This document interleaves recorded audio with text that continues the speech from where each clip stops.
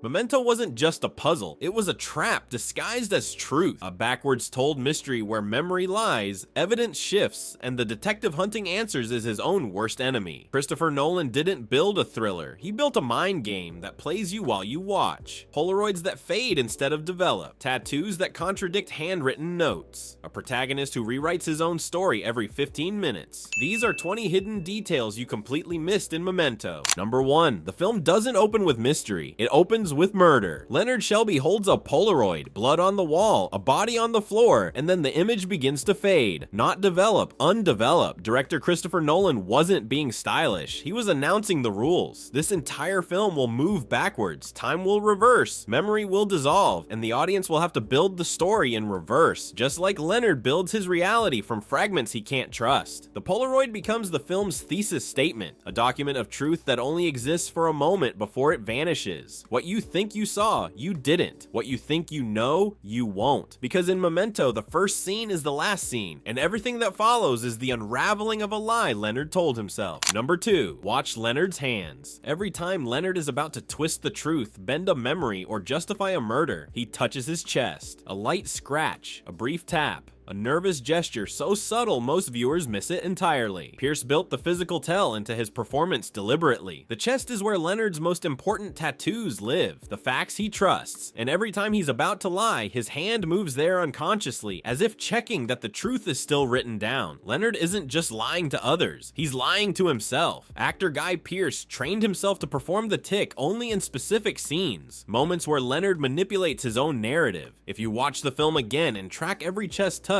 you'll see a map of self-deception. Number 3. Black and white scenes move forward in time. Color scenes move backward. It's the film's most brilliant structural trick, hidden in plain sight. Nolan didn't use color as atmosphere. He used it as a timeline marker. Every monochrome sequence follows Leonard in a motel room, talking on the phone, piecing together fragments of Sammy Jankis' story. But every color sequence runs in reverse, starting with violence and rewinding through the choices that led there. The two timelines spiral toward each other, and they meet perfectly at the center of the film, one moment of convergence where black and white bleeds into color, and the entire structure clicks into place. He made disorientation navigable, and most viewers never even noticed they were being guided through two opposite directions at once, because in Memento, even time has a tell. Number 4. Guy Pearce didn't read Memento front to back. None of them did. Because of the film's backwards narrative structure, Nolan instructed the entire cast to read the script in reverse chronological order. They started at the end and worked their way to the beginning. Scenes that appear confused or fragmented on screen were actually performed with full awareness of what Leonard would experience later or earlier, depending on how you look at it. Pierce had to track two opposing timelines in his head while filming. Actors Carrie-Anne Moss and Joe Pantoliano did the same, building their manipulations in reverse, planting clues that would only pay off scenes earlier. The result was a cast performing in perfect reverse synchronization. Every confused glance, every hesitant pause, every moment of certainty was calibrated backwards. Number 5. Natalie doesn't just lie to Leonard, she engineers his emotions with grammar. Watch how she speaks to him. Phrases like, "you were a good husband," or "you did the right thing," or "she loved you." Leonard can't remember the conversation 10 minutes later, but the emotional residue stays. Carrie-Anne Moss worked with a dialogue coach to emphasize verb tenses in specific lines. Natalie knows Leonard's system. She knows he writes things down, so she plants emotional landmines in his short-term memory, feelings that linger even after the facts dissolve. She plays his condition like an instrument. Most viewers hear kindness, but if you listen closely, you hear control. Because in Memento, the cruelest weapon isn't a gun, it's a sentence spoken in the past tense to a man who can't remember his own present. Number 6. The final outfit swap is deliberate. When Leonard unalives Teddy, he's not wearing his own clothes. He's wearing Jimmy Grant's suit, the jacket, the shoes. Leonard doesn't just murder the wrong man, he becomes him. Nolan framed the costume change as a visual metaphor for identity theft. Leonard steals Jimmy's car, his money, his clothes, and eventually his life story. And the switch happens so subtly that most viewers don't even register it. Guy Pearce wore Jimmy's wardrobe for the entire third act. The fit was deliberately slightly off, too tight in the shoulders, too loose at the waist, because by the end, Leonard isn't Leonard anymore. He's a composite, a man built from stolen fragments, and the clothes are the first clue that the person hunting the truth has already become the lie. Number 7. Teddy's license plate isn't random. The number contains the digits 302, the same number as the motel room where Leonard's wife was assaulted, the same number Leonard has tattooed on his body. Nolan embedded the foreshadowing in a detail so small it requires a freeze frame to catch. But once you see it, the entire film shifts. Teddy was marked from the start. His car, his identity, his fate, all tied to the room where everything began. Others think it's proof that Leonard subconsciously chose Teddy as his next John G long before the film's timeline even starts. Either way, the plate becomes a death sentence. A number written in metal instead of ink. Unchangeable. A fact that doesn't care whether you remember it or not. Number 8. Leonard says, memory can be distorted. You can't trust it. And then he immediately trusts a memory. It happens over and over again. He lectures Teddy about unreliable witnesses. Then he believes his own fragmented recollection of Sammy Jankis. Nolan structured Leonard's dialogue as a series of contradictions. Every principle Leonard states, he violates within minutes. It's not hypocrisy, it's architecture. The film is built on the gap between what Leonard believes and what Leonard does. Guy Pearce played these moments with total conviction, and the result is a protagonist who functions as his own unreliable narrator. Not because he's crazy, because he's human, and humans believe what they need to survive, even when survival means forgetting the truth. Number 9, the flashbacks don't match. In one version, Leonard's wife is diabetic. She needs insulin. She survives the first injection. In another version, she dies from an overdose. In yet another, she's not sick at all. The film deliberately hides whether Leonard's memories of his wife are real or constructed. Nolan shot each flashback with slight variations, different lighting. Jennifer Jason Leigh, who played Leonard's wife in brief scenes, was directed to perform each memory slightly differently, softer in one, harsher in another. Because the wife Leonard remembers isn't a person, a ghost built from guilt, grief, and gaps. Is Leonard remembering Sammy Jankis' wife or his own? Did his wife die in the assault? The film never answers and lets you build your own truth from the pieces. Number 10, his system is broken by design. Leonard writes himself notes. Don't trust her. She will betray you. He also tattoos instructions on his body. She will help you. Opposite commands. Nolan built Leonard's entire organizational system on contradicting sources. Notes are temporary. Tattoos are permanent. But what happens when the truth is tattooed by a man who lies to himself? The film shows Leonard constantly checking his notes against his tattoos, trying to reconcile information that can't be reconciled. He's built a life on written evidence. Some fans believe Leonard's contradictions are accidental, proof that his condition has destroyed his ability to function. Others believe they're intentional, that Leonard deliberately plants false clues for his future self to keep the hunt alive. Either way, his body becomes a battlefield. Number 11, soft lighting, slow motion, faded color tones. The Sammy Jankis scenes don't look like the rest of the film, they look like memories, which is exactly what they are. Nolan shot every Sammy flashback with visual cues that signal unreliability. Overexposed windows, blurred edges, movements that feel slightly off speed. Cinematographer Wally Pfister used different film stock for the Sammy sequences, giving them a texture that felt worn, like old footage pulled from an archive. Actor Stephen Tobolowsky was directed to move with exaggerated slowness, almost as if he were underwater. Sammy's story is told with the aesthetics of nostalgia, but nostalgia isn't truth. It's emotion disguised as fact. And by the time the film reveals that Leonard has been inserting himself into Sammy's story, the visual language has already prepared you. You've been watching a dream, and Leonard has been the dreamer all along. Number 12, sharp angles when he's angry, loose curves when he's sad, tiny cramped print when he's focused. Leonard's handwriting isn't consistent. It shifts with his emotional state. Nolan worked with a graphologist during pre-production to design different handwriting styles for Leonard. Each note, each photograph caption, each scribbled reminder was crafted to reflect the mental state Leonard was in when he wrote it. Guy Pearce studied the samples and learned to switch between styles mid-scene. The result is a paper trail that functions as an emotional EKG. If you pause the film and read Leonard's notes in sequence, you can track his psychological unraveling. The handwriting gets shakier, the messages get shorter, and by the end, his notes stop making sense at all. They follow fear. Number 13, if you pause the earlier scenes, Natalie's injuries are already visible. Before Leonard confronts her, before she provokes him, the bruises are already there. Nolan embedded this detail to reveal that Natalie has been manipulating Leonard from the very beginning. She didn't react to him. Carrie Ann Moss wore progressively heavier makeup in reverse order during filming. The earlier a scene appeared in the film's backwards timeline, the more visible her bruises became. It's a blink and you miss it contradiction, but once you see it, the entire dynamic shifts. Natalie isn't the victim. She hurt herself or let someone else hurt her, knowing Leonard would forget and take the blame. And the film hides the proof in plain sight, because Memento doesn't doesn't just tell you lies. Number 14, Leonard talks to himself in the rearview mirror, and for a single moment, the reflection doesn't match. The angle shifts, the expression changes. One version of Leonard looks confident, the other looks afraid. Nolan and editor Dodie Dorn buried the visual glitch in a sequence most viewers watch without blinking. It lasts less than 2 seconds, but it's there. A split-screen moment where Leonard's identity fractures. The mirror glitch is intentional, a visual representation of a man becoming two people, the Leonard who believes his own story,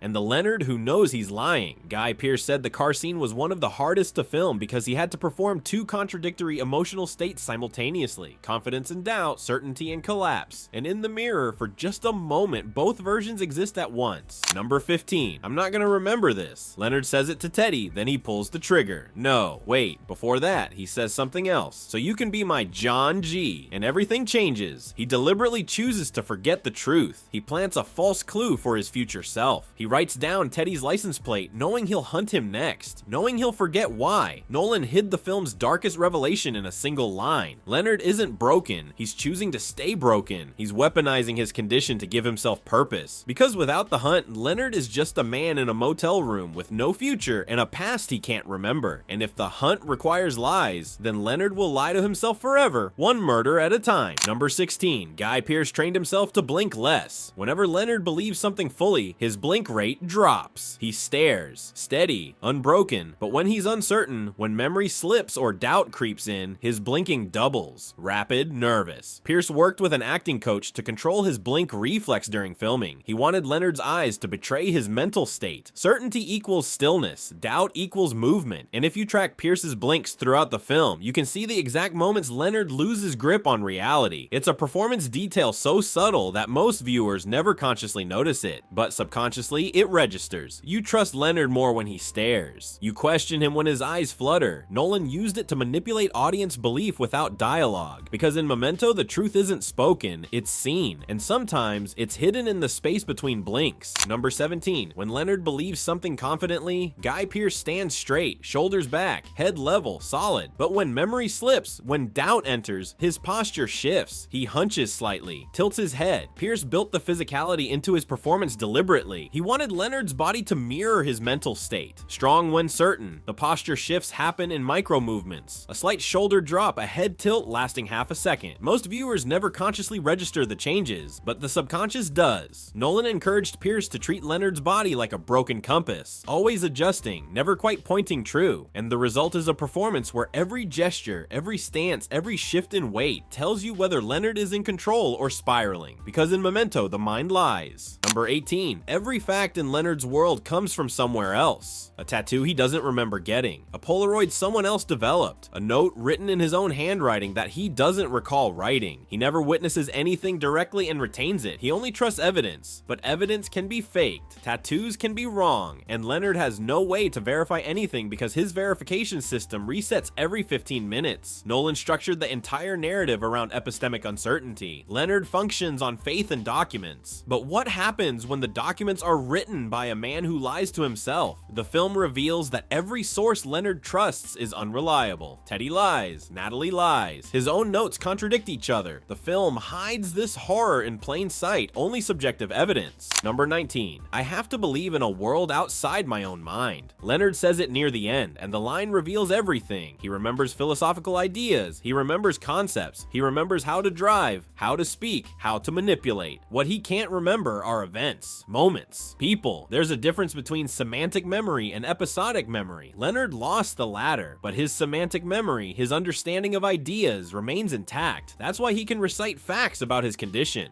Why he can explain memory theory to Natalie. Nolan researched anterograde amnesia extensively and built Leonard's condition on real neurological distinctions. Leonard isn't stupid, he's selectively broken. He can hold on to meaning, but not moments. And that gap becomes the film's most tragic revelation. He knows his system is flawed. Number 20, the last shot lingers on Leonard's face. Blank, calm, almost peaceful. He doesn't look like a man who just solved a mystery. He looks like a man who finally let go. No triumph, no relief. Guy Pearce held the expression for over 30 seconds during filming. Nolan wanted the final image to feel ambiguous. Is Leonard at peace because he's found the truth, or because he's chosen chosen to stop looking for it. The film never says, but the face tells you everything. Leonard isn't victorious, he's surrendered. He's accepted that truth hurts. Christopher Nolan ended the film on that note deliberately, because Memento isn't about solving a mystery, it's about choosing which mystery to believe. Leonard chooses the lie, he chooses to forget. Memento isn't just a backward story, it's a psychological trap where every clue contradicts the last, every character becomes unreliable, and the one person you trust most is the one lying to himself. Christopher Nolan didn't make a detective film, he made a mirror. From reverse Polaroids to contradicting timelines, from manipulated language to fractured identities, every detail in Memento is a breadcrumb leading to one truth. Which hidden detail flipped your understanding, and what movie should we break down next? Because in Memento, nothing is random, everything is planned, and the truth was always there. You just had to remember to look.